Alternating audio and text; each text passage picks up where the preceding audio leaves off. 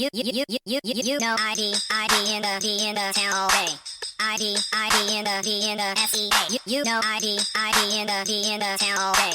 ID in the SEA. Hello and welcome to episode 480 of the fabulous Peltoncast, sponsored by our friends at Pagliacci Pizza. I'm your co-host, Kevin Pelton. And I'm Tristan Carcino.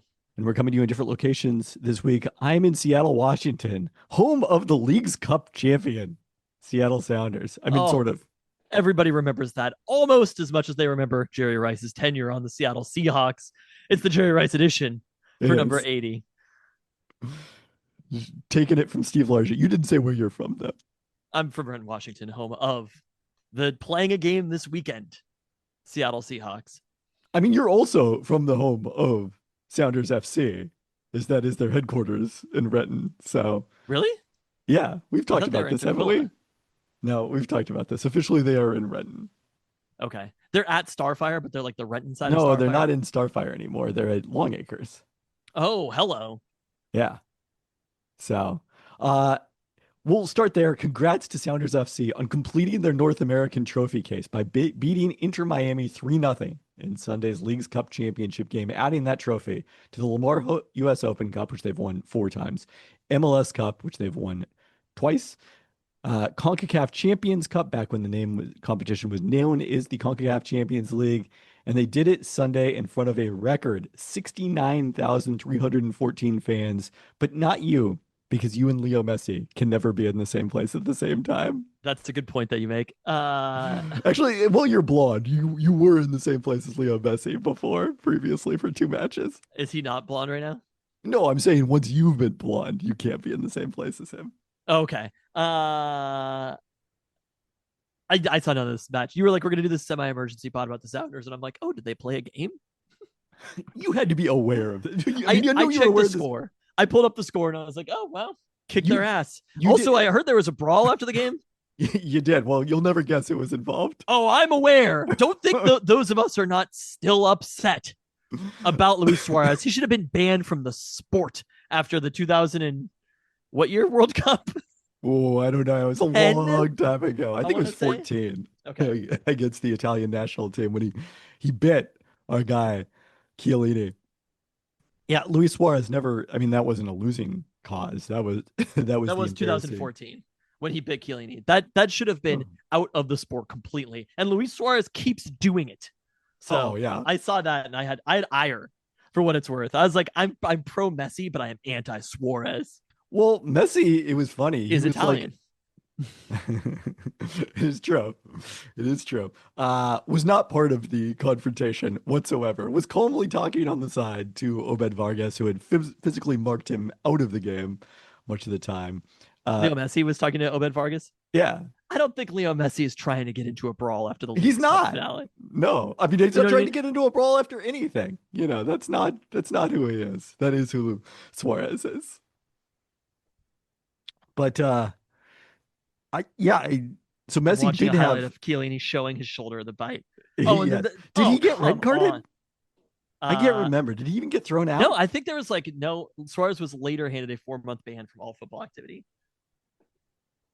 Just having a biting problem? Come on. It's not great when you're an adult. It's okay when you're a child to have a biting problem. But Suarez acting like Chiellini's flesh hurt his teeth never gets old. It is true. It is an excellent point. Oh my God. Okay. Yeah, is the Italian players protested to the referee for not penalizing Suarez. Uruguay won a corner and scored, winning 1-0 to eliminate Italy. This is not a happy memory. Did they have VAR back then? I don't know if they had VAR back then. But that's not what we're here to talk about. So before this, we had previewed this match. It's the last soccer match I remember. We had previewed this match on last week's pod and talked about sort of the contrast between Inter Miami with all their stars and Sounders were playing without basically all of their stars due to injury. Albert Rushnak was in the 18, but only in case of penalty kicks. Did not see any action in this one. Jordan Morris obviously still out injured. So, I don't think they had any of their 3 designated players. And yet, so Brian Schmetzer delivered some bars leading into this game. Messi is arguably the best player the world has ever seen, but we have Paul Rothrock. Oh And yes, and we have Jackson Reagan, and we have Snyder Brunell and Andrew Thomas. We've got good players too. I love it. And the Sounders, like there have been some fair, legitimate criticisms of the Sounders off the field, including earlier this year with the way that Adrian Hanauer handled the players' protests over the FIFA Club World Cup and the distribution of funds there. Do you Thankfully, no think I've such forgotten issues with about the that? Leagues Cup. Because I I know have you're. not I'm aware forgotten you have about not that. forgotten about that. The players seem much more over it now. Uh, this one they nailed. They had a promotion before this game. If you bring in your Leo Messi Inter Miami jersey to the team shop, first 100 get a Paul Rothrock jersey. That's really funny. Do you feel like people did that? They said they sold out. I mean, 100 is not very many. So It's not that many because this was again the largest crowd that has ever watched a soccer game in the state of Washington. Slightly larger than the 2019. I mean, they've sold out many times, but the 2019 MLS Cup final, the 2022 CONCACAF Champions League final, uh, by all accounts, an amazing atmosphere. But then for I, Rothrock, I mean, I don't know if we want to go a full recap here. I, I don't think we do. But I think the question you have to ask yourself is, it's not, can they do it on a rainy night in Stoke? It is, can Leo Messi do it on a pretty nice night in Seattle, Washington? On the turf. And the answer is clearly no. I mean, pulling up the score, it wasn't even close, right? Well, I mean, tell me about the match. okay, but let's start with this. Paul Rothrock, Yes. like you, like me, both of us, the Pelton brothers were all there. The famous cousin Katie, I believe, too, was at the friendly versus FC Barcelona and Messi during the Sounders' inaugural MLS season. Just as a fan? I mean, he was a small child. Okay. You understand that we're very old, right? I guess We I don't weren't know even how that old Paul back then. Rothrock is. You understand that we are too old to be playing professional soccer, and we weren't that old in 2009. Paul Rothrock is currently 26. So in 2009, he would have been 10. So truly an amazing story. So the Sounders get the lead. Oh, I mean, incredible that a person from Lakeside High School could manage to make it into the MLS. Oh, okay. Sorry. Osase de, I mean, I don't know if they're known for MLS specifically. Osase de Rosario. I think he might have had many opportunities. Probably so. Headed home in Alex Rodon cross for the opening goal in the 27th minute. Sounders then had a really good opportunity to double it. Jesus Ferreira missed off the post late in the first half. Sounders completely dominated the first half. Very few dangerous chances for Miami. But Miami then came out of the locker room really strong, only down one goal at that point, had the better play coming out of the locker room. And Messi misses a sitter, basically. Is Third Pelton brother Zach Jabal mentioned on the Discord. He kind of wand out it from Chris Wondolowski and possibly also the 2014 World Cup. I don't know. Maybe all things happened maybe that's the World Cup of record, although it should be 2006. It is 2006. You stop. It is 2006 or 1994. There's no other World Cup of record. I mean, you don't actually remember 1994, so I'm pretty sure it's not but the I will World Cup accept of record. But puts it over the crossbar high. Some other good opportunities there. But then 82nd minute, Georgie Meningo off the bench earns a penalty. Kind of a funny situation where Christian Roldan, the Sounders captain, grabs the ball ahead of this penalty. It's unclear who's going to take it because Albert Rushneck, their usual penalty taker, is on the bench. Danny Masovsky, their next in line. I guess Masovsky has taken the one that they had last week to get him a hat trick, but is the forward, would be next in line. He's suspended. He's not out there. So very unclear who's going to take it. And then Alex Roldan is a defender. Christian gives it to his brother Alex, the kind of gesture we would never see on the Peltoncast. And Alex Roldan converts the penalty to double the lead. And then in the 89th minute, Paul Rothrock capped it with the goal. He had to score after the "we have Paul Rothrock" situation. It was just the storybook ending until the fracas at the end of the match. How good is Inter Miami overall? Right, they're mostly just like have been a pretty good team throughout the season. Obviously, they have Suarez and Messi, but like as a team overall, this is not like a massive upset. It's an upset. I mean, the fact that the Sounders had home field, that Miami had to fly across the country after playing on Wednesday, like those were all things that worked to the Sounders' advantage. I mean, yeah, Miami, his regular season performance has been very much, I would say, up and down in the Messi era, but They were going for their second Leagues Cup title. I believe they advanced in the Club World Cup, where the Sounders were competitive but did not come up with any results. Let's see here. What was their Club World Cup results? Miami won their group ahead of Monterrey, River Plate, and Urawa Red Diamonds. And then in the knockout stages, they lost 4-0 to PSG. So that's going to happen. Fair enough. But I did not know that Mascherano was their coach too.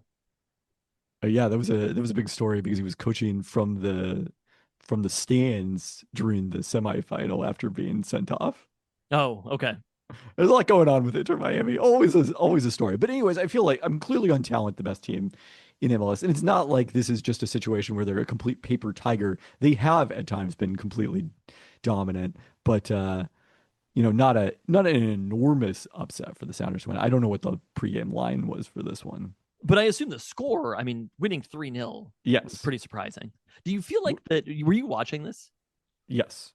What was the general? Because I was wondering about that, where I was like, are people who going to this, do they want to watch to see Messi lose? Or like, was it mostly Sounders fans? That's It what was I was kind mostly of Sounders fascinated. fans. The estimates on the Discord from people who were there were in the range of 70-30 or 80-20 Sounders fans. Okay. So, I mean, I think you probably had, if we're actually dividing it, you had some group of like people wearing Messi jerseys, but also kind of want the Sounders to win, that sort of thing. Like we see that with Caitlin Clark when she comes to town to play against the Storm. It's like, I want Caitlin Clark to do well, but I also kind of want the Storm to win. I mean, it would definitely like, it became an event.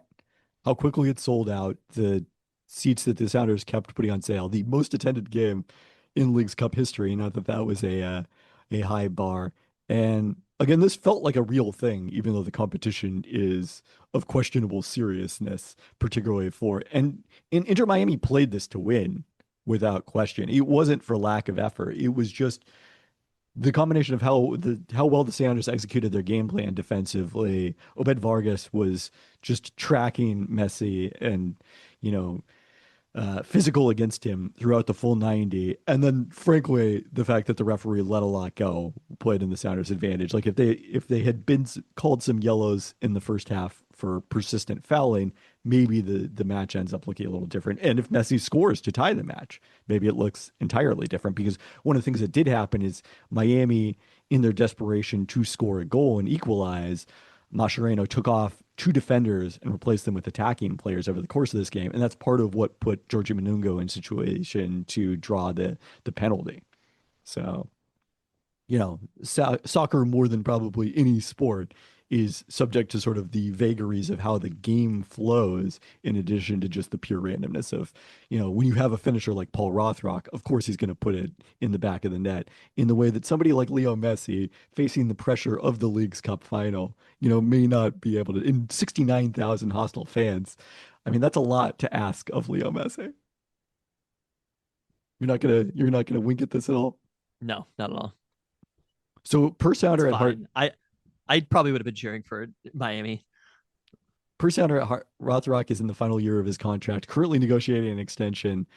There's a great anecdote in the book, The Jordan Rules, about during timeouts in Game 5 of the '91 NBA Finals, when John Paxson is hitting shots, the players are yelling to Jerry Krause about the cost of his next contract going up, and that's what was happening here with Paul Rothrock, I'm sure. There we go.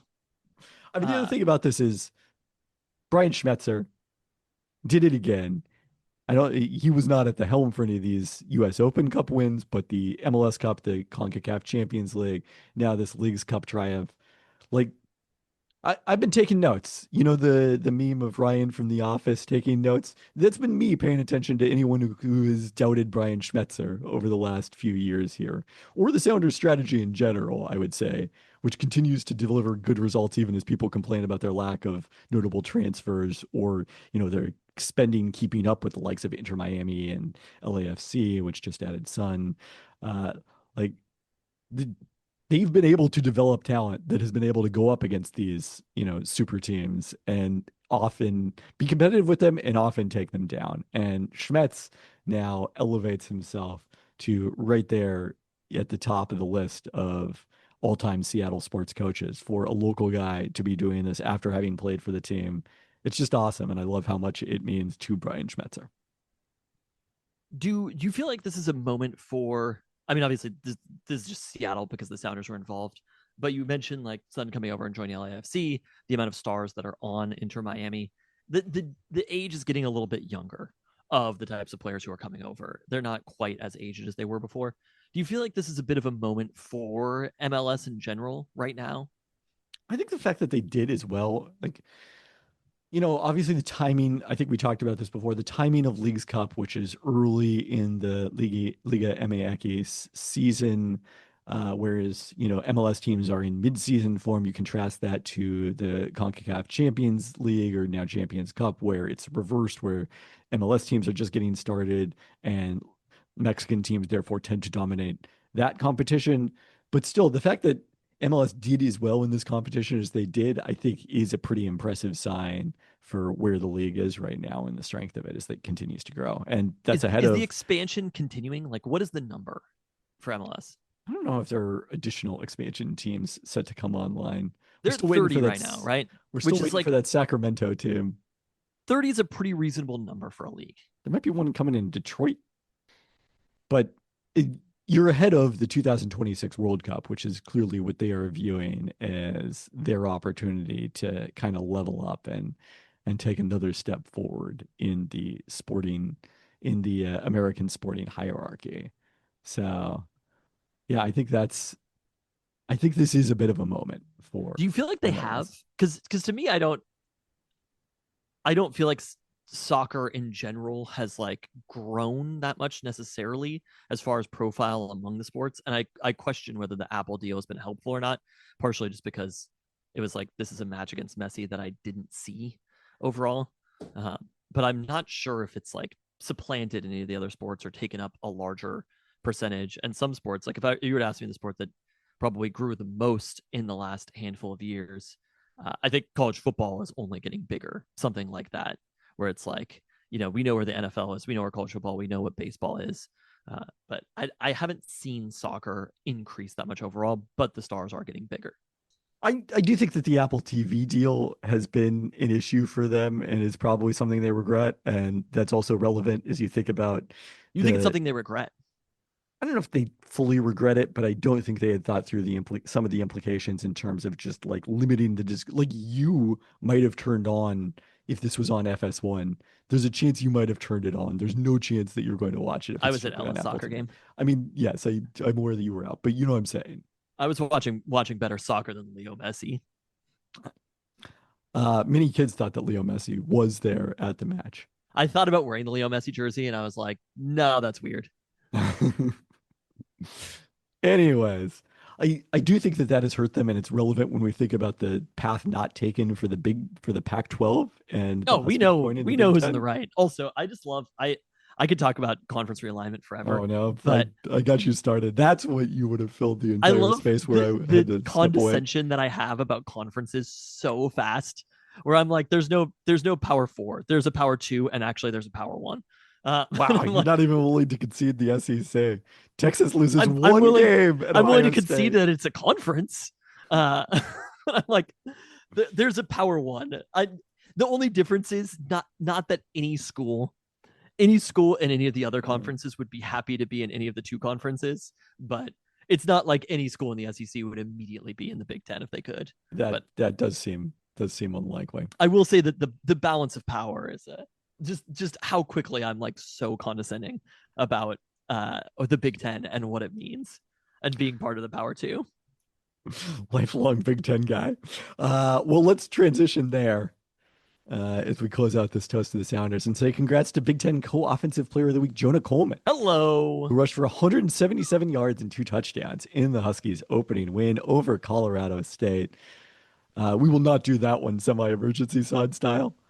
I was happy to, but we'll will talk say about the Husky section. The thing about Jonah Coleman's performance is I felt like he kind of left some meat on the bone. Wow. And did you watch this at all? I watched the entirety of the second half and parts of the first two quarters and listened to parts of the first two quarters. I was driving home from the Storm I'm game. curious what it was success rate wise, because it was kind of like he had big chunk plays, Right. and I think that Jonah could have. He also had a long reception as well. He went for almost 200 total yards of offense, but I felt like Jonah could have gained even more yards in this game. I mean, is that a testament to obviously you're playing against Colorado State? It's not a Big Ten opponent, to your point there. Not even a Power Four school. But I've is never that heard of the testament? Power Four. Not even the modest two, the power two, the modest two, and then everyone else? I don't know. Uh, is this a testament to the improvement of the Huskies' offensive line? I have no idea. How would I know that? They're playing Colorado State. Okay. Well, The dynamite drop line in. looked pretty good, is what I'll say. We're not talking about the Huskies yet. I want to talk about the Huskies when we talk about the Huskies. All But right, that was fair. specifically Jonah Coleman. We're going to talk about the line and everything. I have thoughts. Oh, okay.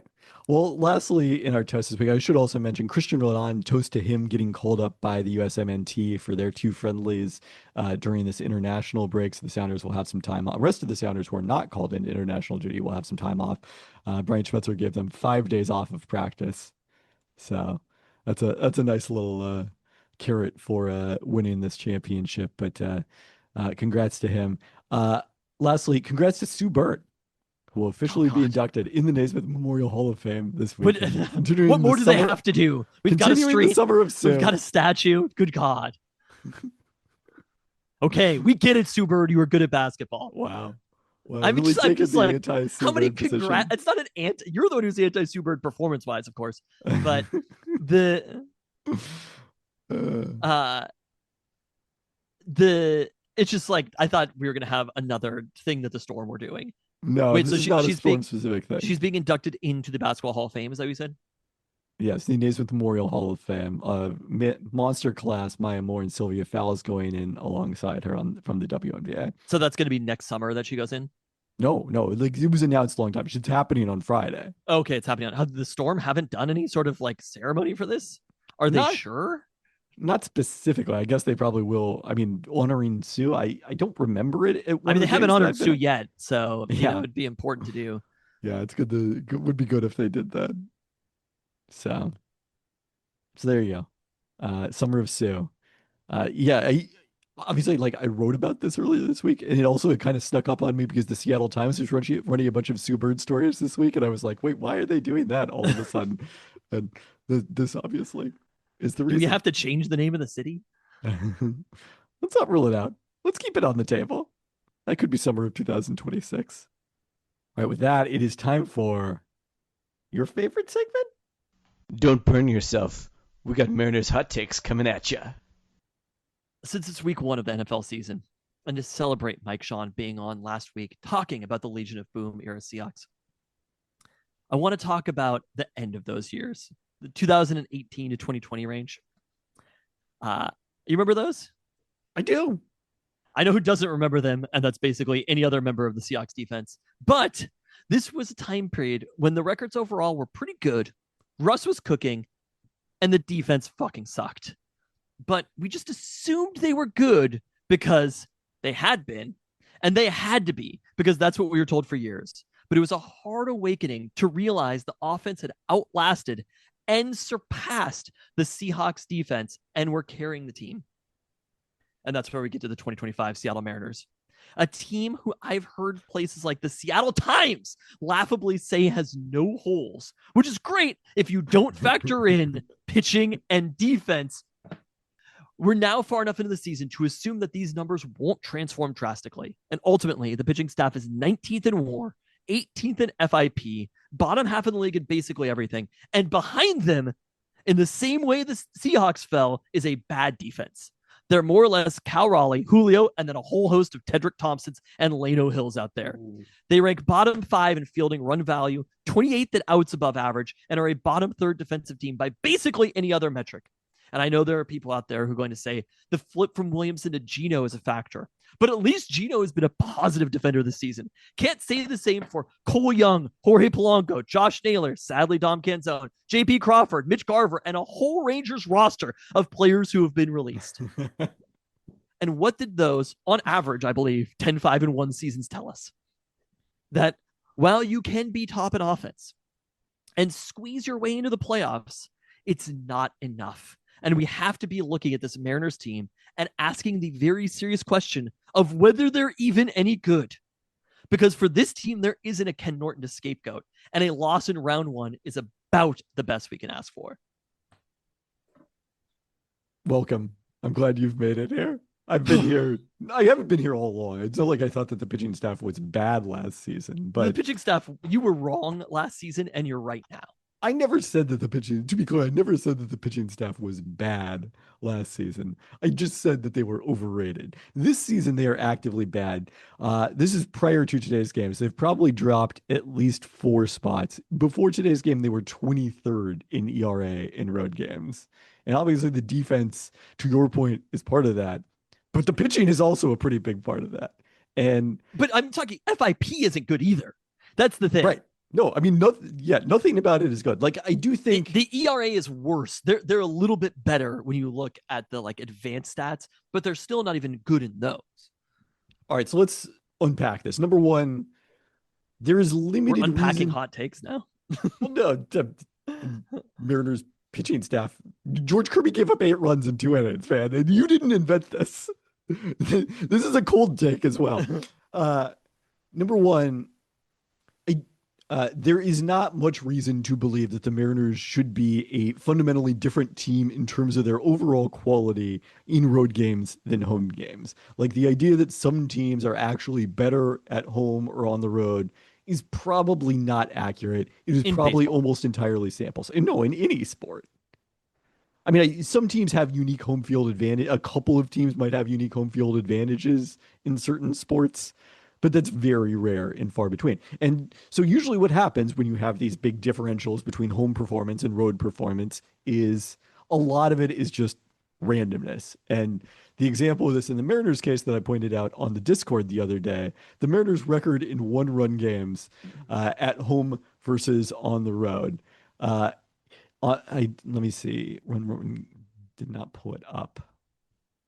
It is dramatically different. 20-7 in 1-run games at home after Tuesday night, 8-14 in 1-run games on the road. So neither of those is like the real team. The real team is somewhere in the middle of both of those and would make the home and road records look a lot different. No, third Pelton brother Noah Cohen has raised a fair point that maybe it's the humidity. Maybe the Mariners just simply cannot handle the humidity. They've looked really hot in all of these games. Every time you look at them, it's just like, this is the hottest team I have temperature-wise that I have ever seen. It is a legitimate difference, much as the rain affected the Seattle Seahawks in a unique way in home games during the Russell Wilson era and the Geno Smith era. Because this did start over the summer, right? Yeah. I mean, I don't think they were abnormally bad in road games in April and May. It's been like the last 2 months. And also, we need, they were playing in the climate-controlled confines of the whatever Minute Maid Park. Is it still that in Houston? That's what we say to Mr. Every owner around the league. Build the dome. Tampa Bay did build the dome. Unfortunately, the roof collapsed. It was blown off during a hurricane, which is a very serious, real thing, and that's why they're playing these games outdoors. But suffice it to say, it did not work. So that's point one. That's point one? Wait, which was the point? That the team shouldn't... The humidity was point one, or... No, that they're getting somewhat unlucky on the road and somewhat lucky at home. And the difference between the Mariners is not at home and on the road, is obviously not as large as it seems. Point two is that the pitching you can't just measure the quality of a team's pitching, even if they're in an extreme ballpark like T-Mobile Park or Coors Field, based on road performance, because of that random element. How you perform at home, once adjusted for those park factors, is a meaningful indicator. So the fact that they are as bad as they are in road games is not necessarily quite as damning of the pitching staff as it looks. But point three is, like, one of the conversations of the Discord today was like, good teams go through stretches like this. And my argument would be, what evidence is there that the Mariners are a good team and No, that the run the streak differentials. that they had in August isn't also equally fluky? I mean, run differential is way worse than any of the other teams in their territory. Right? It's The not other way two, worse than any of the other teams in their territory. It's way worse than any of the other teams in their territory but one. That team being the Houston Astros, who you sniffed it out. The Astros are completely fraudulent. It's just the Mariners. They are who we thought they are, and the Even more Mariners might be fraudulent. letting them off the hook. Yes. Sure, yes. The Astros and the Royals are the two teams, but like the Rangers, the team who should be leading the ALS. They're plus 90, third best in the entire American League. I will say, I'll give credit to preseason. I think it was Fangraphs. It was one of those projection systems, really like the Rangers. And it was just like, what are you talking about? And for the most part, I think they predicted it would be a very close AL West. And I think the Rangers might have had the edge in a lot of them. Kind of had it right.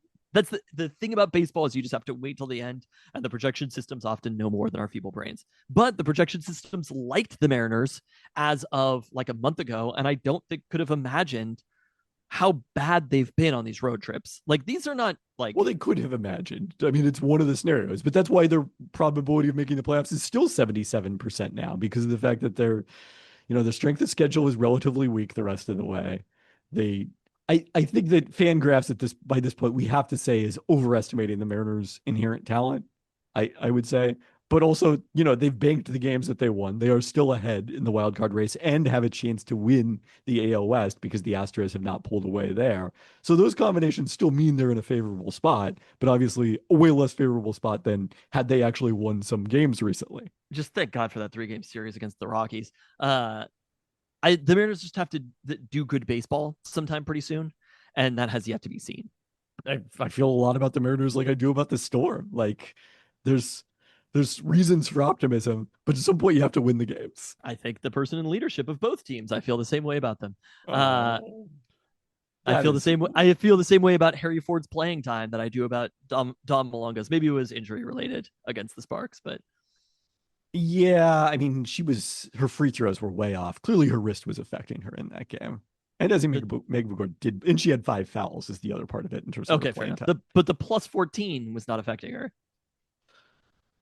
She was. I like that we're just talking about the Storm. The Mariners. We used to talk about the Mariners in other segments because we cared about the Mariners, and now we're talking about the Storm in the Mariners segment. Are we a Storm podcast? We're not a Mariners podcast anymore. I love it. I mean, they have to win the series against the Braves this weekend. Like they don't. I guess they don't have to. It would be good if they won a game. They should just win a game. Let's start there. A game. Harry Ford, to your point, is on the roster. The Mariners called up Harry Ford and Leo Rivas while releasing Donovan Solano on September 1st. Why exactly Donovan Solano was no longer worth a roster spot on September 1st, but still worth one on August 29th or whenever it was that Victor Robles went on the suspended list is unclear. Too. Okay.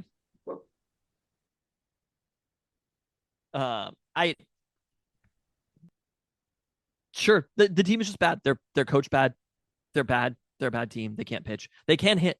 They're not a bad team because they have Cal Raleigh and they have Julio Rodriguez and they have Randy Arozarena and they have Gino.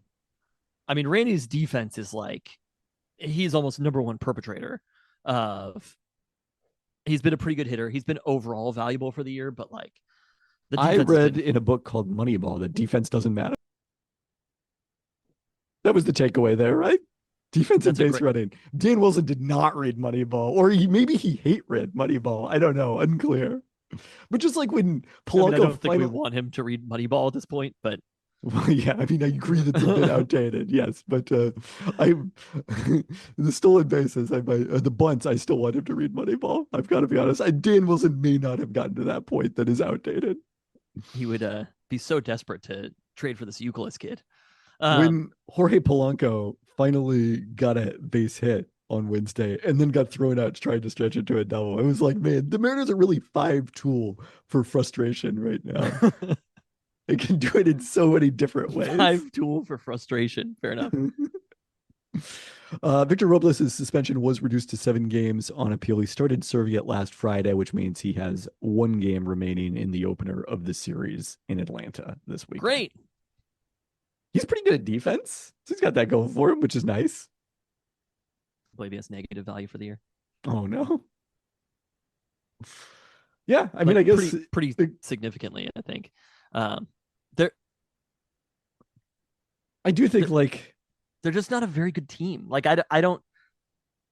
well, That's kind of it. Like that is the place that we've gotten to. Is overall like they've got a lot of competent players on the team, and they have some great players, but somehow they're just not a very good team. Like they just don't play good. I And mean, so it also speaks to like one of the things that people like to always believe. It's like, oh, there's an obsession with like fixing the holes on a team. And it's like, oh, if we just fix what's wrong with this team, then we'll be amazing. But what often happens is you fix the holes, but something else becomes a hole. It's like plugging holes in a dam or something like that.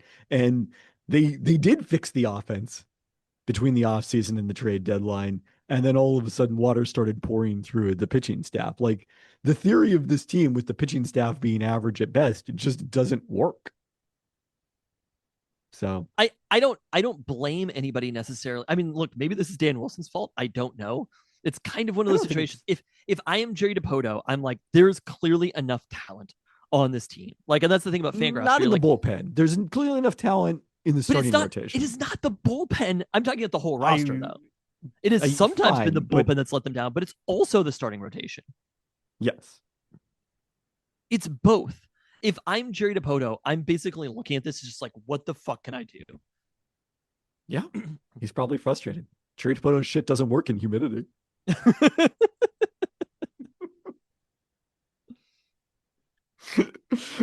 Honestly, it's like I don't know if you've seen the forecast. I think it does look humid tomorrow, but I hate humidity, by the way. This is in Seattle, not in Atlanta. I'm sure it's hot as fuck in Atlanta, but Seattle, it's basically like tomorrow it becomes fall. And wait, really? Yeah, I think so.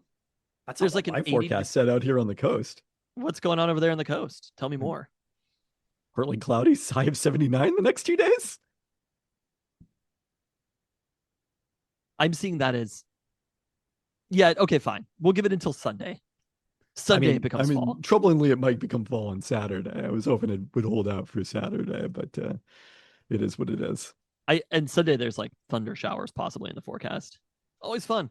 Yeah, I don't see that either. Very different forecast. Microclimates. But on the Peltoncast. Once the Mariners return home, I think they're done with humidity. Do you feel like Tampa is on the ocean? On the ocean? Yeah. Yeah. Okay. Why? I guess I'm outvoted on this. It came up on the Discord. Tampa's on the ocean? Because I don't think the Caribbean or the Gulf Coast, to me, it's not really the ocean. If you're talking about the ocean in Florida, you mean the east side. I hear what you're saying. You're saying that it's basically like we don't call Puget Sound the ocean. Well, it is definitively not an ocean, but yes. Doesn't Puget Sound connect to the ocean eventually, though? Yeah, I mean, all salt water, I think does. I'm getting dangerous Peltoncast geography territory here. I mean, I hear what you're saying because you're like, it's on the west side, therefore it connects to the Gulf of America. We're not using that term around here. Do you not think Cuba's on the ocean? No. Okay. I think it's in the Caribbean. I'm just going to throw this out there that I don't care. Okay. Fair enough. All right. A very short roundup this week, as we have already discussed the Sounders. Seattle Reign playing the hated rival, San Diego Wave, on Friday. Two teams combined for 25 shots, 9 on goals, but couldn't finish in a frustrating outcome for all the Wave fans who made their way up here for the game. Still unbeaten against San Diego all time in 6 meetings at Lumen Field, but the first time failing to secure full points. Reign played this one without Lynn Biondolo, who will miss a few weeks, according to manager Laura Harvey, to address a lingering knee issue. They're on the road Sunday at the Spirit as they continue battling for a playoff spot. Well, Seattle Storm, here's the good news. The magic number is down to 2 to clinch a playoff spot. I thought you were going to say the season's almost over. Oh, I'm not that down on the Storm. I mean, after we recorded last week, you have never been that down on the Storm. You've been, like I said, the Storm for you are the same as for me for like Husky football or something, where you're just like always positive about the situation no matter what. The team's like 5-6 for the year, and you're like, is Jed Fish better than Nick Saban, that's you. Never said that. I did. But after they lost me on Tuesday night, Thursday they're down, I think almost 20 in the early second quarter against the Minnesota Lynx. Seems I knew this completely game. hopeless. This one game was going to give you hope, though. I could feel it. I saw them win this game, and I was just like, "Oh, this is going to break Kevin's brain." Now, they did make 16 3-pointers. It was not the most sustainable performance that we've ever seen, but they beat the best team in the WNBA easily, handily on the road in a potential first-round playoff matchup. Defending national champion Michigan. Comfortably. That's a little bit different. Comfortably beat them. A team that went on to beat Ohio State a few weeks later. It is all factually accurate as you describe.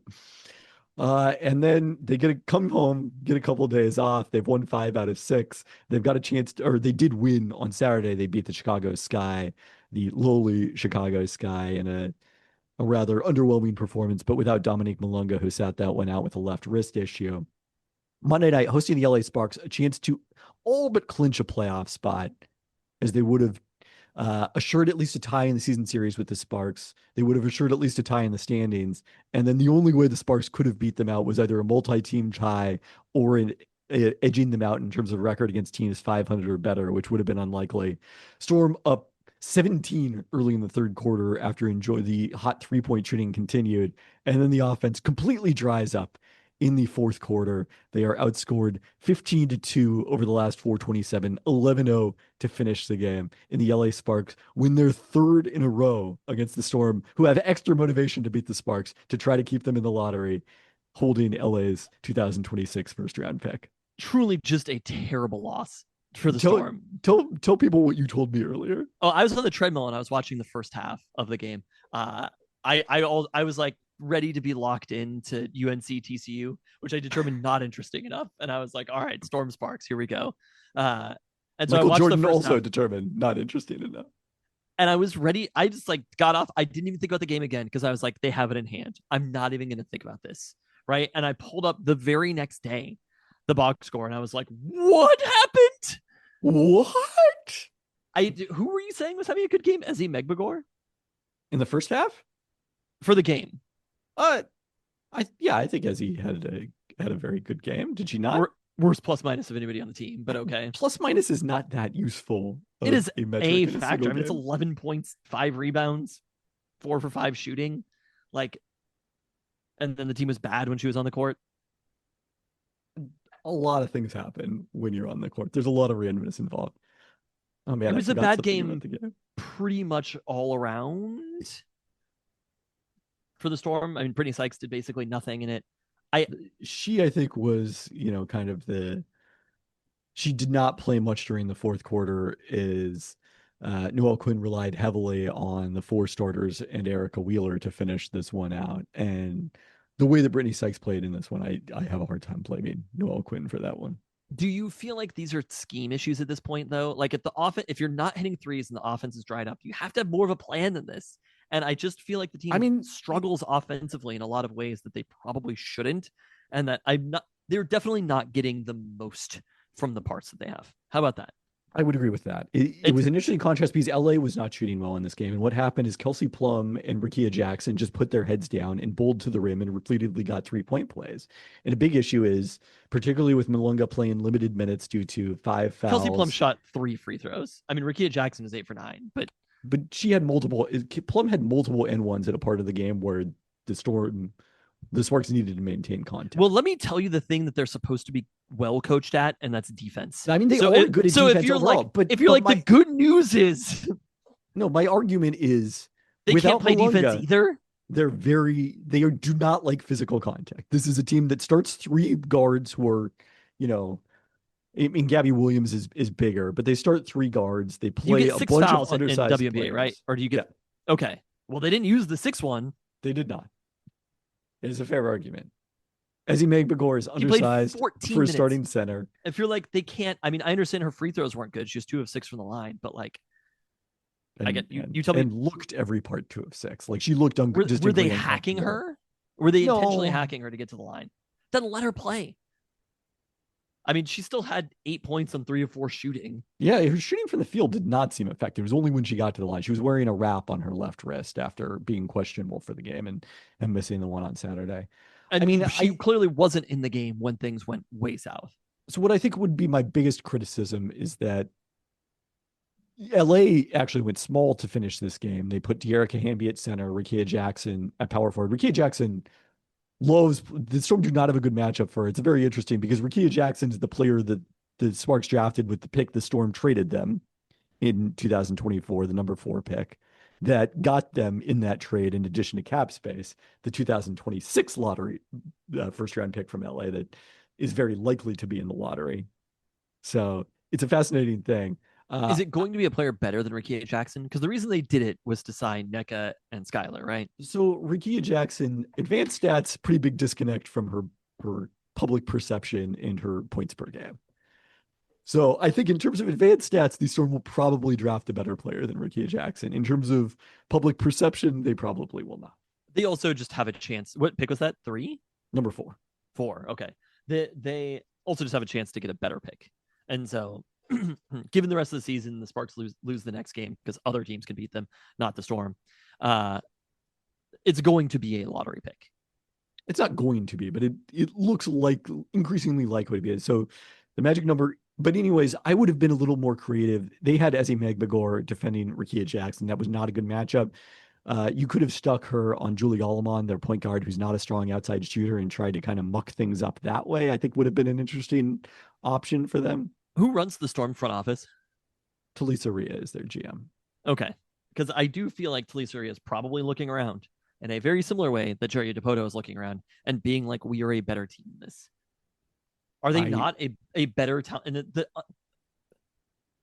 wonder if Seattle teams, at least the Huskies, win at home. But they're a better team than 22 and 20 overall talent. Although you know what the win percentage translates to, I'm pretty sure. 54%. 54%. This is not the baseball. magic number in WNBA. No, and the WNBA, no, 54% is not going to do any good. So the Storm now, thanks to LA's loss at Atlanta, can clinch a playoff spot with no help from anyone else. They would need to beat New York, who is going through its own struggles right now.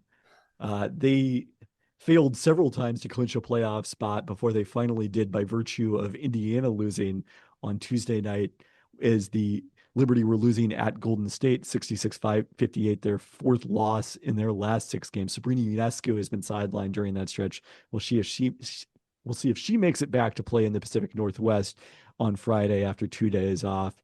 But the Storm have that one, and then they close out against the Golden State Valkyries, who all of a sudden are the team that's kind of running away with this 3-team competition for 6th or 4-team competition for 6th through 8th in the WNBA standings. They're a full game up on the Storm in the standings, 2 in the loss column now. So basically a must win for the Storm if they want to get up to 6th. On Tuesday against the Valkyries. Although 6th versus 7th, we'll see Atlanta and Vegas are right neck and neck for those 2 spots. And Phoenix is tied with the Aces. So it's unclear how much you're actually helping yourself by getting 6th instead of 7th, but still would probably rather win the game and have less stress going into the end of the regular season. So I don't know when we're recording next week, but it is possible that the Storm regular season is finished by that point.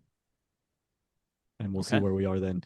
Sparks do have a very difficult remaining schedule. They have one more game. It's a road set at Atlanta on Friday night. Sunday, they're home to host Dallas, then at Phoenix next Tuesday, and they finish by hosting Las Vegas on the final night of the regular season. They have the most games in the shortest amount of time at the end of the season. The Storm have the fewest. So the Storm are going to be in. They're going to make the playoffs. Very likely. All right, UW football. We talked about Jonah Coleman. Now let's talk about this game in earnest. Since you had takes about the offensive line. No, I don't know if I said I had takes about the offensive line. Did you? I think you did. You had a perspective. Maybe they beat Colorado State 38-21 in their season opener, a game that was tied 21-21 midway through the third after a Colorado State touchdown drive. Huskies then kind of established control of the game, outscoring them 17-0 the rest of the way. I got a little nervous for a second. Just a tad. But I think my overall takeaway from this is these games are always the same. Like every year, it doesn't matter who it is. It doesn't matter if it's Michael Penix. It doesn't matter if it's a really good team. We always kind of find our way into these early season games against non-power two conference teams and them being a little bit closer than we want them to be. And the Huskies absolutely dominating them in basically every statistical capacity.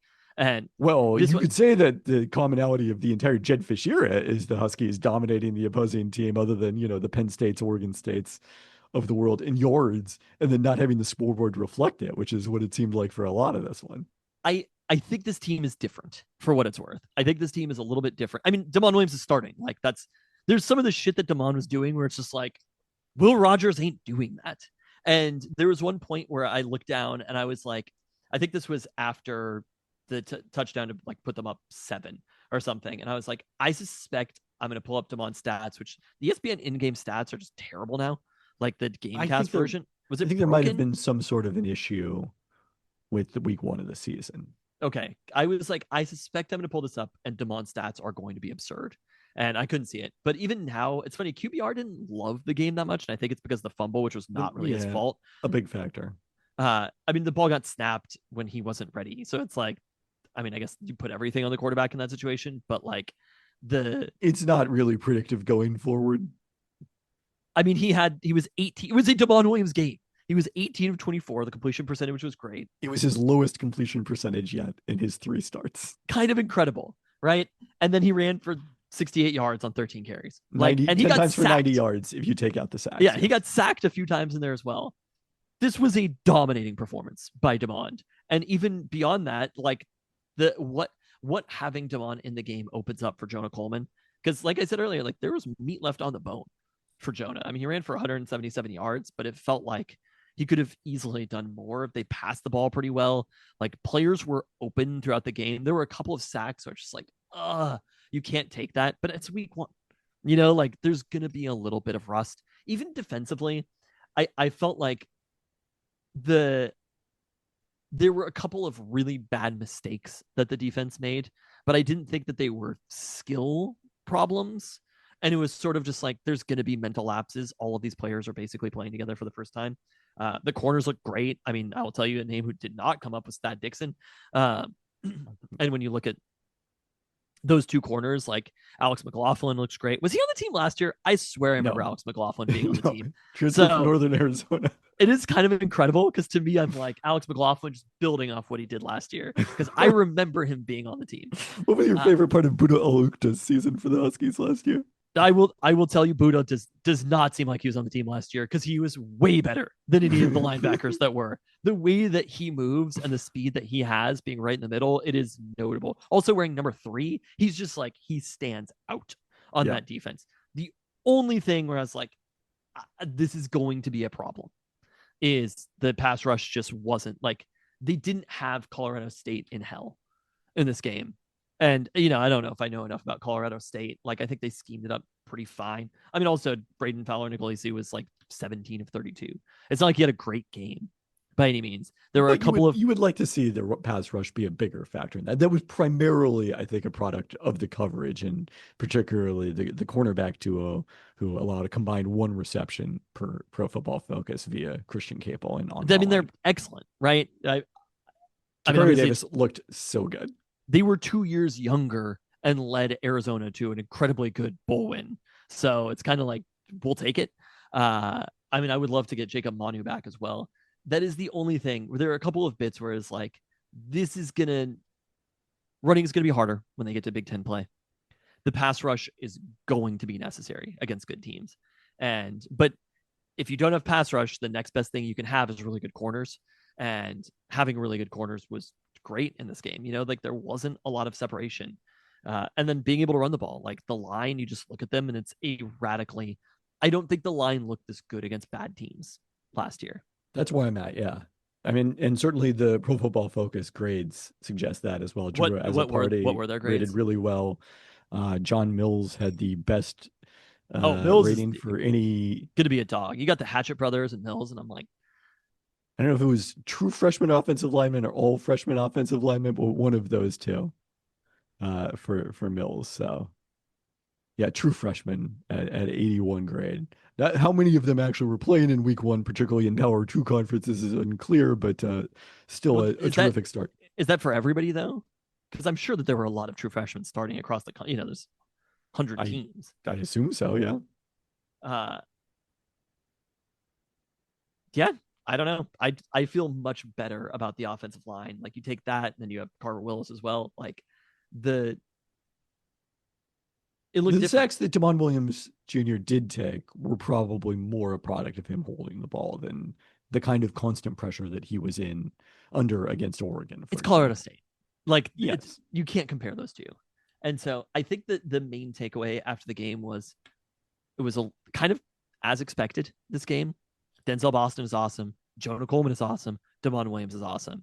And the line looked better. The defense, like they're going to give up points. They're going to get run on over this next year. Like the Huskies are going to have to outscore some of these Big Ten teams. But also when you think about it, a lot of the running backs that they faced last season are now in the NFL, and some of them are very promising in some the of NFL. them are on my fantasy team. It was a pretty good class of running backs across college football, and there's still good running backs in the Big Ten, obviously, but like the secondary tier of teams, those backs are not going to be as strong. Like the Huskies have ended up in a pretty nice situation right now, and as long as like the offense looks like it looks, they're going to have to outscore a bunch of these teams. But I think they have the capability to do that. They could have had so many more points in this game. We haven't specifically talked about Denzel Boston other than you mentioning him. 5 catches and 7 targets for 92 yards and a touchdown, a terrific catch on the touchdown. Me and Chris both saw him drop the ball. I was like, it's an incomplete pass. There's a flag though. And there's something about the angle because it was right in front of us. It was in front of us to the left. And I literally saw the ball come out. And I never with more confidence had said that he dropped the ball. It came out when he spiked it. But 2 catches for true freshman receiver Desmond Roebuck, who got a little bit more action because I didn't really know who he was. I was like, who is that guy? 81, right? Is Roebuck? That sounds right. Penn State transfer Omari Evans did not play in this one. Jed Fish said that he will play this weekend. Okay, he was hurt because I was like, did he just not been on the field? No. And then the Rain Vines Bright. I was little surprised. Got the start in the slot.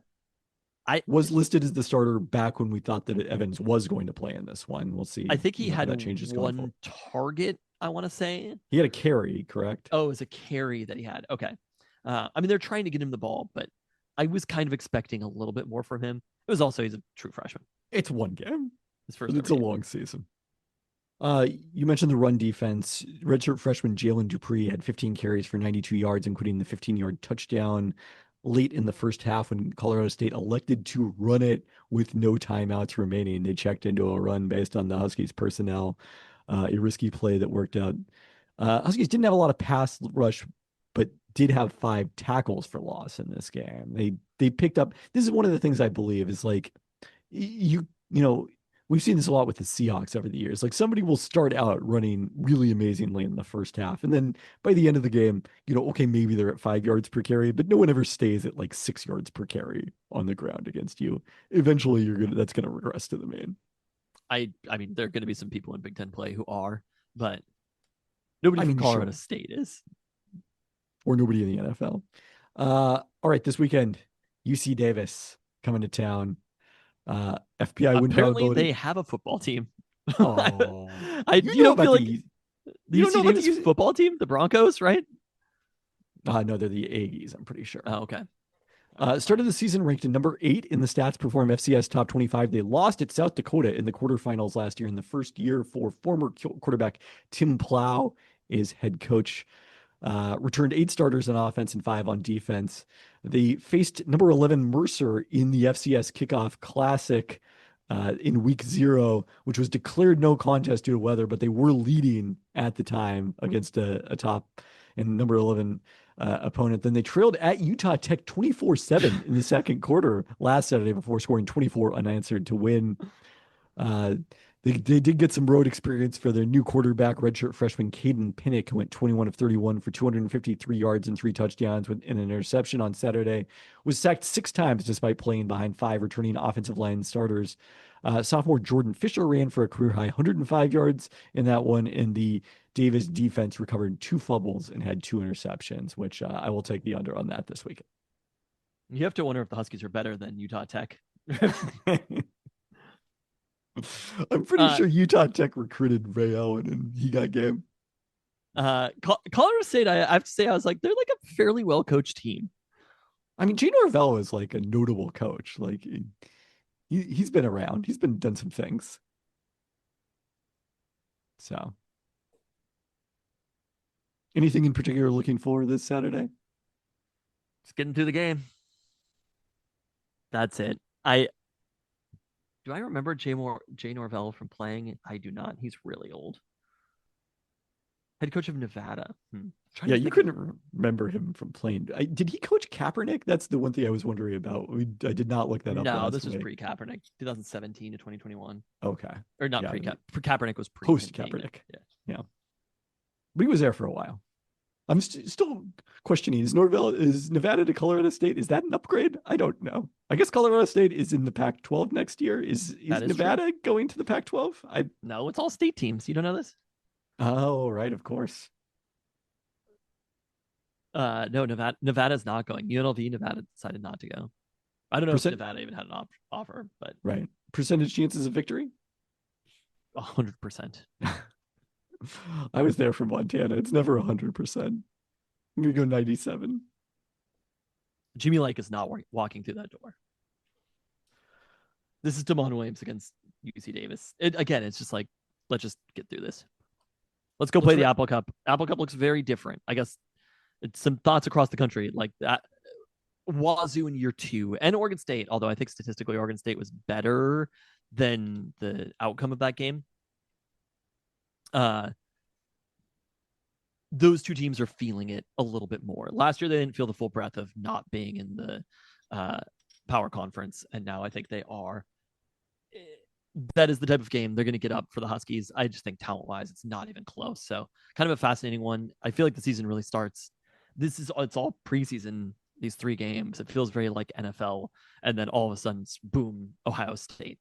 So the other takeaway that I had was people were really down on Arch Manning and Texas, right? Texas way outplayed Ohio State.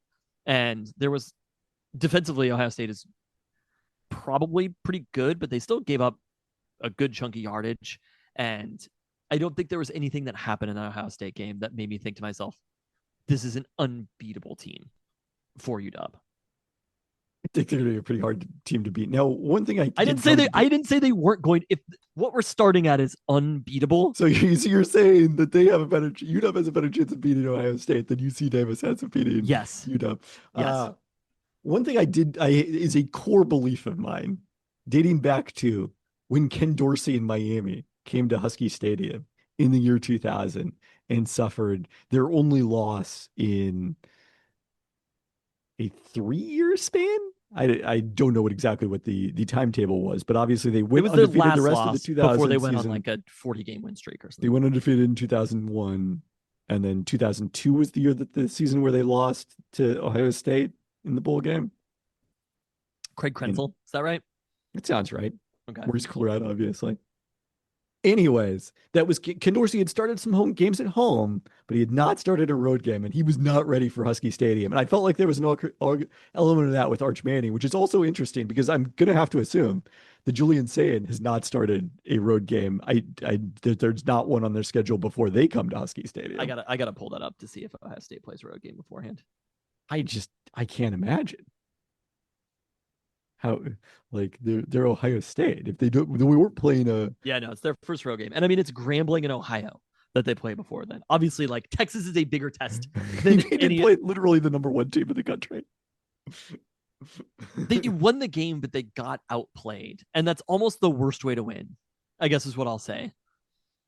Because I don't think they're resting on their laurels because of it. But you do leave a little bit with the bravado of it.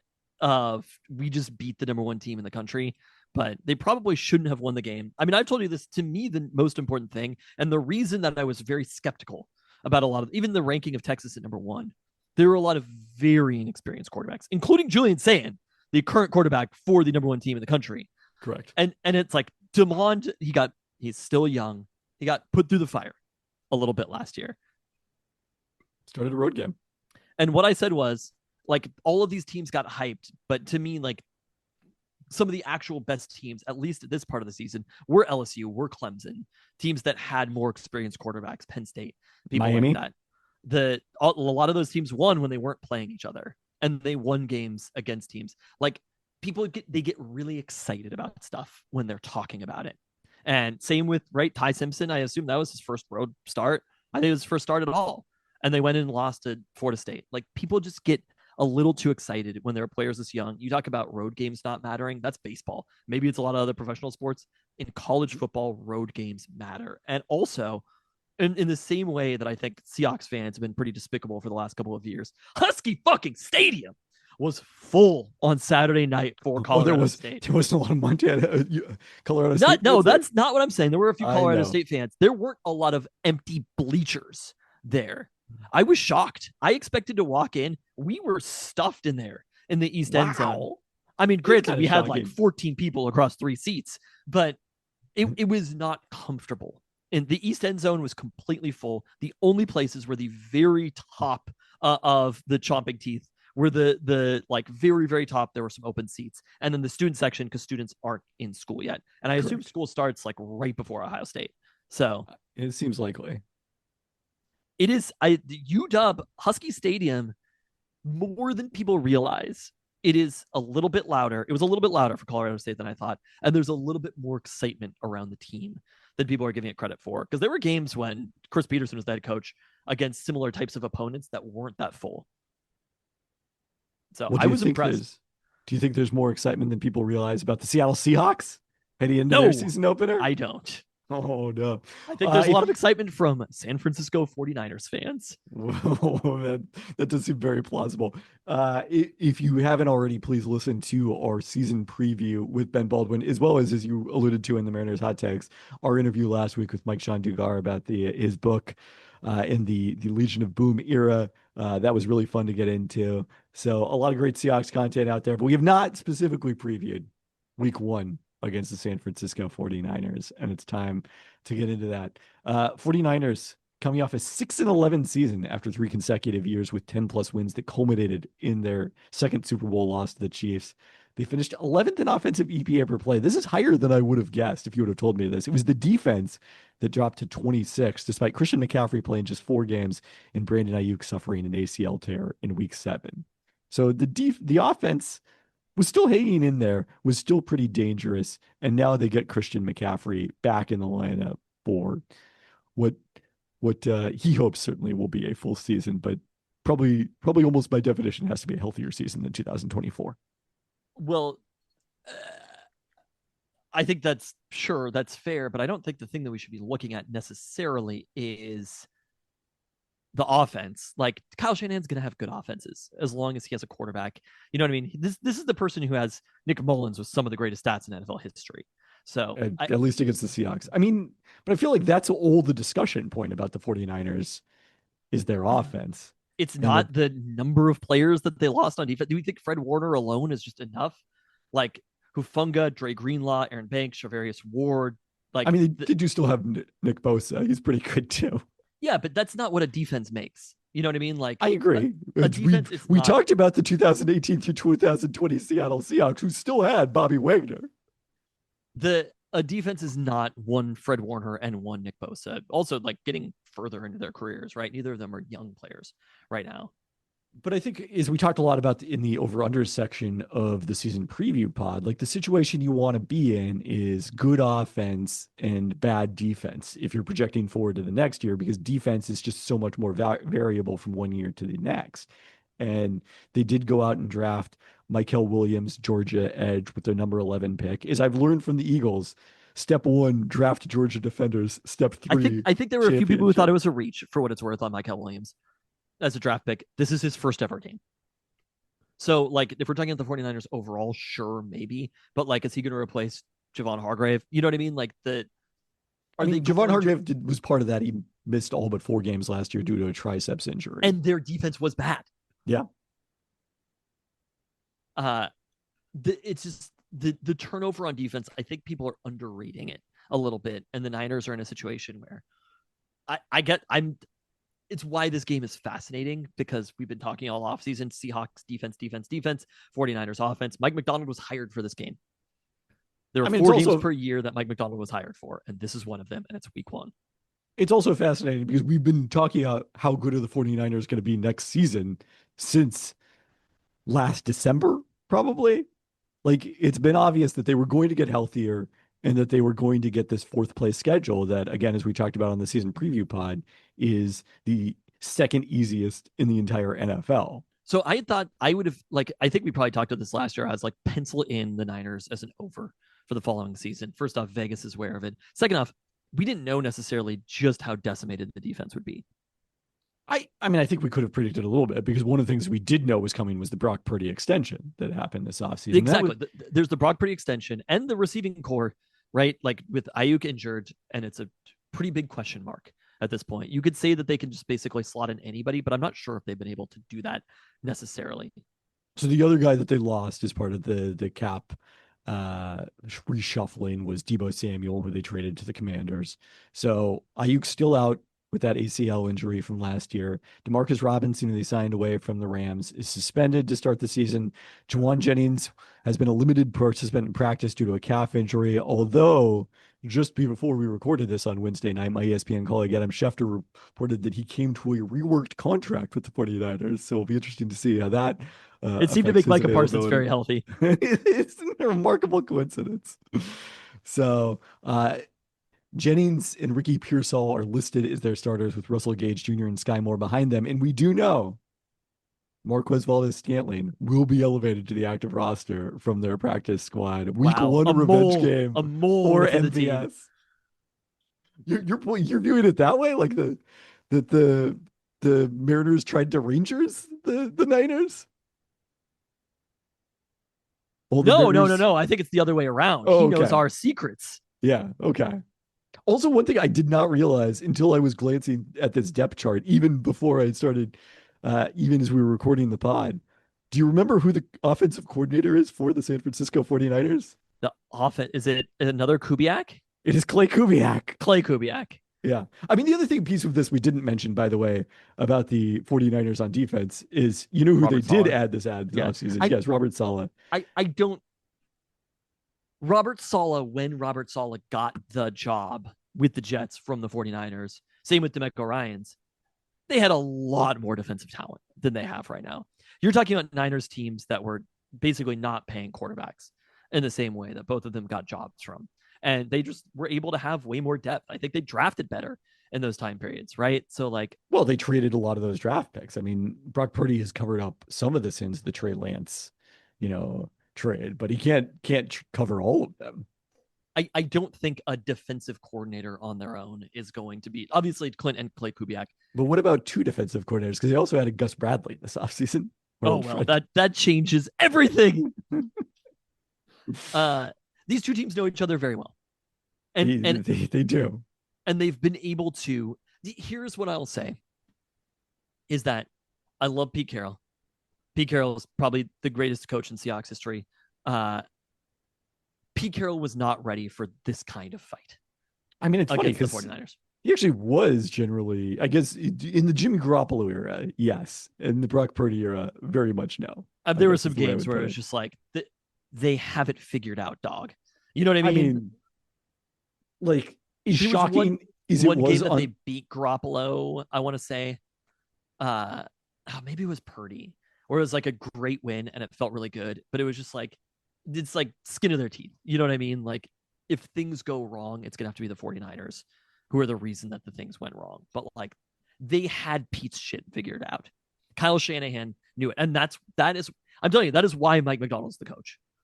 John Schneider looked around the NFC West and was like, there's Sean McVay, there's Kyle Shanahan. We have to be able to combat these two coaches. If Mike Macdonald can do it with his defense, then it's sort of like a realization of, it's proof of concept for what they were talking about. It's Mike McDonald's defense in year 2.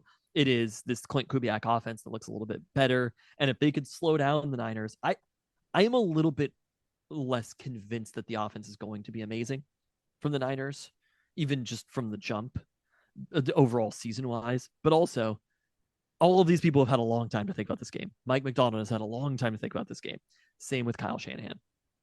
I believe that last year was the first time the Seahawks ever defeated the Niners with Brock Purdy at quarterback. Because when they beat them in 2022, it was Trey Lance, you'll recall, starting the game at San Francisco, and then Jimmy G starting the game back in Seattle. And then 2023, Niners went 3-0, including the playoff game. And 2022, they went 3-0, including the playoff game. I don't know, whatever year that was, they went 3-0, including the playoff game. And then the 2023 matchups were the completely lopsided games that, as you're talking about, kind of signaled that Pete Carroll had no answers. Kind of signaled? Entirely there was a signaled. fucking Fine. bat signal on the entire city. There was no kind of signal. That was it. Pretty 4-1 career against the Seahawks, for the record. In I guess that's regular season only, and then the win in the playoffs too. So 5-1 against the Seahawks, and that one loss was Mike McDonald at San Francisco last year, right? Yep. So yeah, that was last November. There's going to be a lot to pay attention to.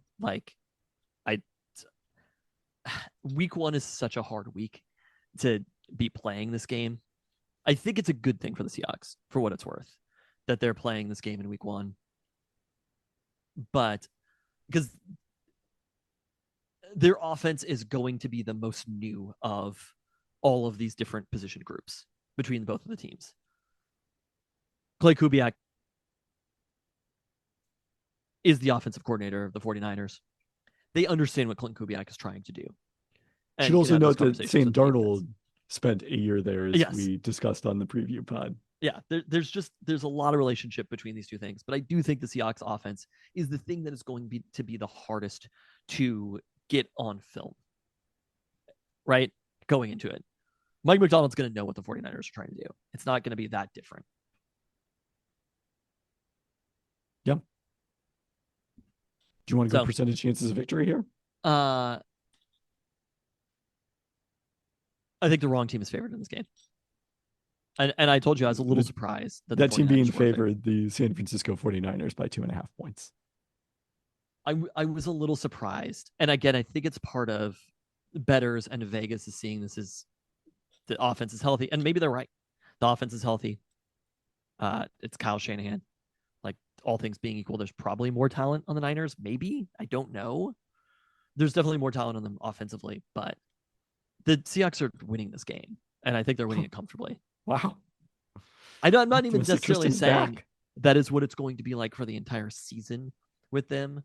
But I think this defense is going to come out and really stifle the 49ers offense. And it's going to be exciting to see it happen. It's going to be like, wow, we're really doing this right now. They're going to have one of those like 14 play drives that we saw during the preseason against the Chiefs, where it's just like marching.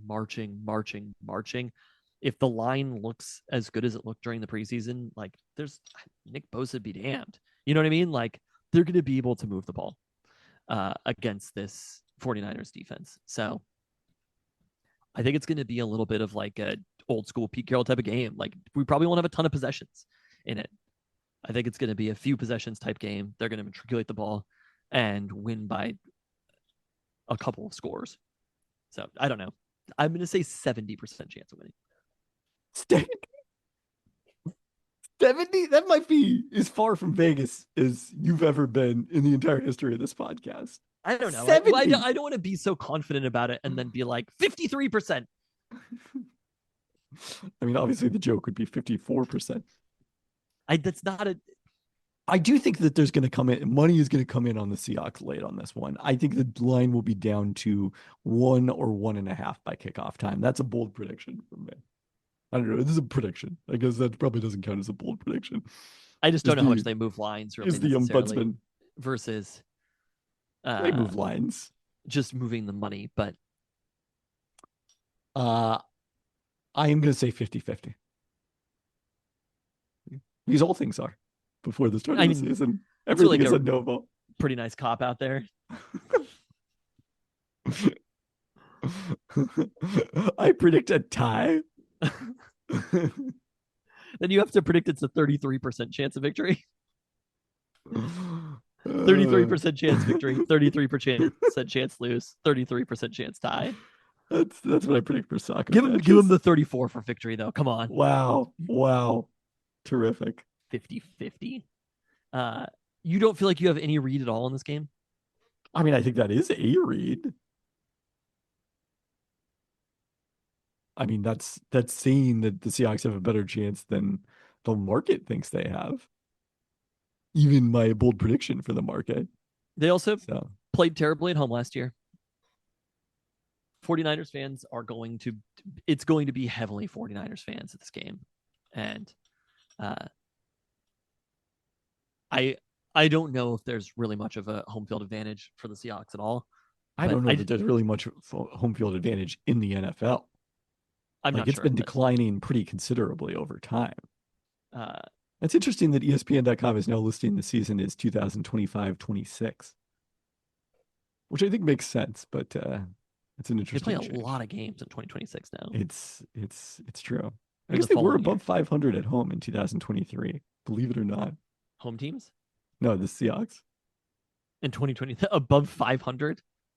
What is the overall home field advantage across the league? Are you able to find that quickly? No. Okay, sounds good. I mean, it's a hard stat, man. I thought it would be something that somebody you could just Google it and somebody would have it quickly. All right, maybe there's a site here. This is tracking it from gambling perspective, and it says that by the end of last season it was 1.9 points per game, and that the standard line is 2.5, but it hasn't been above that since 2018. Because we do know in all sports there's a trend towards lower home field advantage due to some combination of more replay, more objective refereeing. It would be due to training, more home visiting fans attending due to the resale market, better travel accommodations, that sort of thing. So there's your stew. Great. College still exists. Pretty fun. Yes. I look, I'm on the record. I think sports should be trying to encourage as much home field advantage as possible. I not as much possible, but more home field advantage than currently exists. College football is more fun than the NFL now. That's probably true. But you haven't watched Red Zone yet this season. Fair enough. Not that you will on Sunday, but at some point you will. I'm going to 2 in the you'll morning. be back in. I'll have the morning of Red Zone. Yeah, sometime. All right. Well, on that note, thanks for listening. Enjoy week 1. Who's on my team? Josh Allen. This isn't my team, is it? Oh, this is Mateo's team. You saw, damn, this is a pretty good team. You saw the number of Eagles? There's a couple, but I was like, Josh Allen, Saquon? I'm down with that. Where's my... Oh, I'm logged in on this. Okay. Yeah, I was like, sign me up. I think I have Lamar on both teams, though. I do have to sign out of this, though. I was just like, yesterday, I was like, everybody. Wait, do you have any thoughts on our draft? Because you ended up joining the league that I am actually in at the last minute, since we had an open spot that I forgot to announce on this podcast last week. I feel like, no, we didn't have an open spot. To me, the bigger question is, do you have thoughts on it? Because you're the one who made this, like, your complicated projection system. It's not, I mean, it's decently complicated. I mentioned on the over-unders, I'm all in on the Cowboys offense. I was kind of in on the I mean, I think I might have drafted George Pickens in both leagues. I almost took George Pickens to go with CeeDee Lamb and Dak Prescott, but I was like, that's maybe putting few too many eggs in this. I was devastated with where Justin Fields went. I thought for sure I could snag him late to go with Dak Prescott as my QB combo. That was do you want me to list my targets by round? Yeah. Let me pull up my projections here. I want to hear how many of them were players that I was kind of like, I would like that player. So round one, I didn't have anyone specific. I just thought I would take a wide receiver. Ended up taking CD Lamb. Round two, I wanted Josh Jacobs or Brock Bowers. Neither of those guys were out there by the time I drafted, so I took Jonathan Taylor. I wanted Brock. I saw you take Jonathan Taylor. I wanted Brock Bowers, but it was just like it didn't work out. I had basically the same pick on both drafts. Like I had like shockingly similar drafts. Round three, I was hoping for Alvin Kamara, who ended up going with the top pick of round two. Kind of shocking. So that's where I ended up taking I think you Kyron just- Williams. Did yourself a favor there. I mean, by round three, I think he was worth it, just in terms of. You're not going to want to watch the friggin' Saints and be I cheering understand it. Round four, I had targeted DJ Moore and Mike Evans. I decided that I could wait on that a little bit. I took DJ Moore at the top of round five and took DeAndre. Mike Evans was off the board, so I took DeAndre Swift in round four. Got full up at running back because I felt like some wide receivers, there was better wide receiver value late. Round six, I had a rookie running back targeted. I ended up moving up David Njoku. I was hoping to get later because tight ends were going earlier than I thought, so I kind of read that one. Round seven, I took Jerry Jeudy, who I drafted. Kind of a steal for Jerry Jeudy in round seven. Right. Round eight, one of the aforementioned Big Ten running backs the Huskies lost to, Caleb Johnson from Iowa for the Steelers, is my I think I was speculative. pissed when you took Caleb Johnson. That was right before you took Javonte Williams. Speaking of loading up on Dallas. There was some player who you took that I was really upset about. Then I got Dak in round nine. Round 10, Xavier Legette. Xavier Legette? Yeah. How that's pronounced. Yeah. Was it Jaden Blue when I took him in round 11? Mm-mm.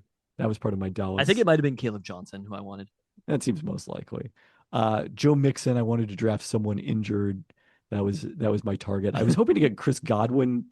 I think he ended up going a little bit before. Yeah, he went 3 picks ahead of me in the 10th round. I wanted to draft someone injured to put on IR, so I got Joe Mixon.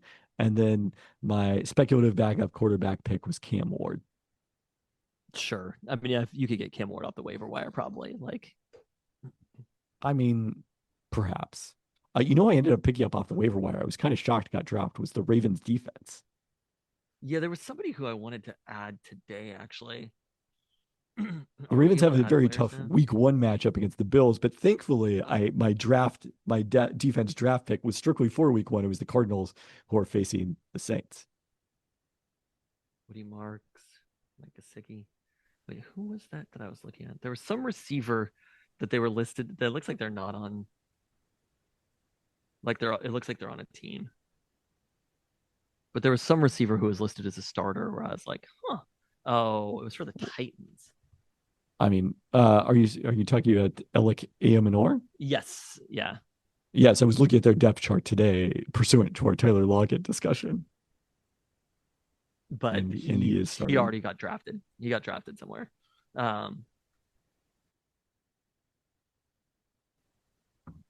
Alec Ayamanor, most famous for a game-winning catch against Colorado, I believe, a couple years ago in Deion's first season, back when the Pac-12 was still a thing. I mean, he had like one of the best games in Pac-12 history. Yeah. I guess maybe it wasn't a game-winning catch. Maybe it was just that game. Yeah. Stanford record 4 receiving yards in a game. 294. 13 of 294, but he did have the overtime catch over Travis Hunter. So that undoubtedly is what I was thinking of. Who I drafted. Yeah, that was probably a stay away from me. It was like, whatever. This will be fun. I mean, at that point, I'm kind of like, you're just taking kind of like right, fairly extreme flyers. I mean, I wanted Braylon Allen. I don't think I got Braylon Allen in the other league. And I was definitely wanting him. I think I have Tank Bigsby in both. But that like tier of those running backs, Jordan Mason, I was kind of like, I feel like Jordan Mason might have a pretty good season. Former 49er. Yeah, we did not talk about him in the 49ers losses. Yeah, that's fine. I mean, they can make another Jordan Mason. Did I get Marvin Harrison in both leagues? I did. I mean, there's kind of nothing about Marvin Harrison that reeks of not going to be good to me this year. And I can felt think like of some things. that territory. I didn't get a Mecca. I wanted a Mecca at Buka. My teams actually look more different than I thought they would. I think Mateo grabbed the a Mecca Mecca. Ibuka, right? I think I have Javonte Williams on both teams and Lamar on both teams, and that's it. Which I like.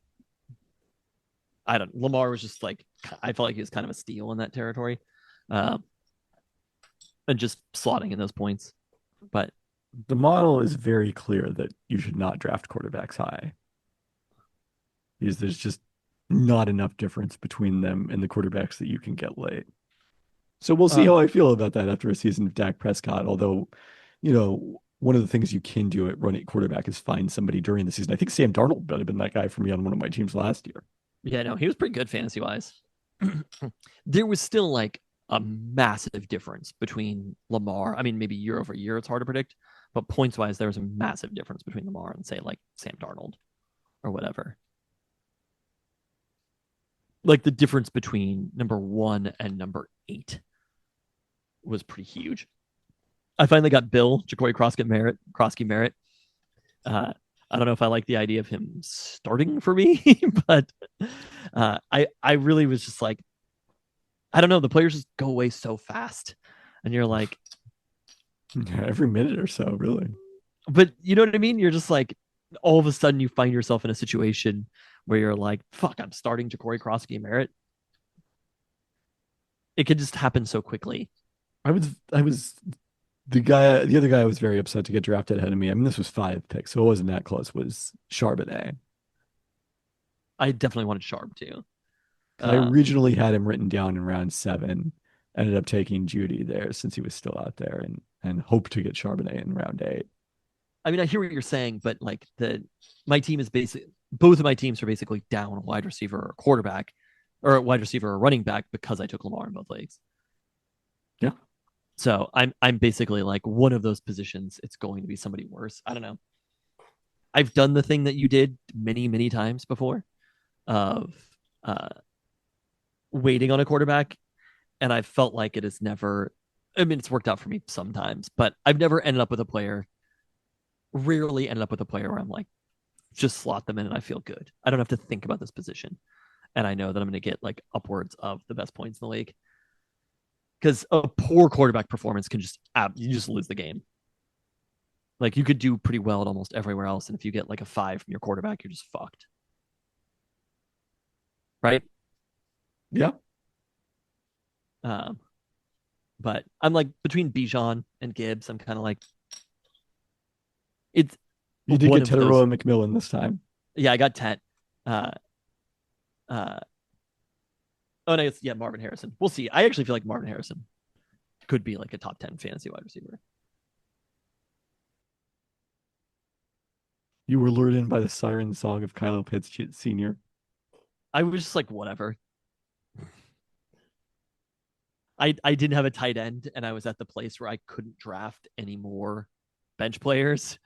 And there was Kyle Pitts, and I'm like, sure, sign me up.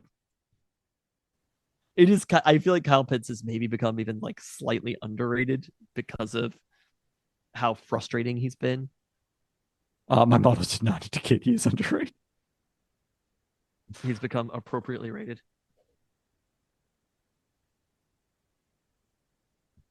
All right. Yeah, there's like Caleb Williams is rostered on 77% of teams. People are very into Caleb Williams with Ben Johnson. Not everyone's taking the under on that one.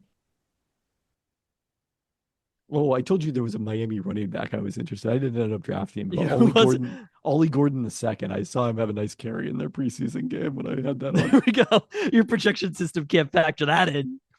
I mean, the projection system is not of use in projecting which backup running backs are going to get a chance. I don't use it for that. That's really funny. Where did they draft him? I remember kind of liking him in college. 6th round. 5th round, I believe. 6th round, 179th overall.